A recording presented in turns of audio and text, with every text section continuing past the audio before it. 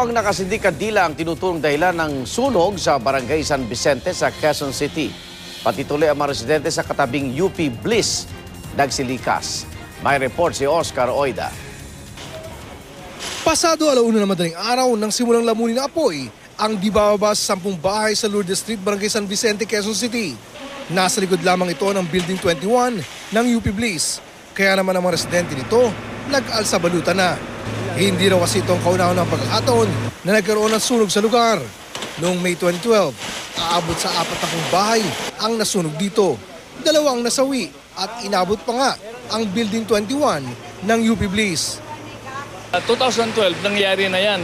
Ngayon ang building namin dahil ito ay may plywood sa taas, nagkaluray-luray na, inabot ng apoy ang kisame doon sa taas. Ang nangyari, sunog itong buong building. Kung tutuusin, creek daw ang naturang lugar, kaya wala nga raw dapat bahay doon.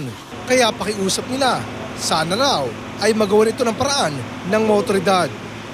Hindi naman kami dapat magpalisin. Dapat ang otoridad, may order pa si Pinoy na lahat ng mga tao na nakatira sa ilog, paalisin. Sa pinakahuling investigasyon ng BFP, mukhang naiwang kandila ang naging sanhi ng sunog kayo na madaling araw.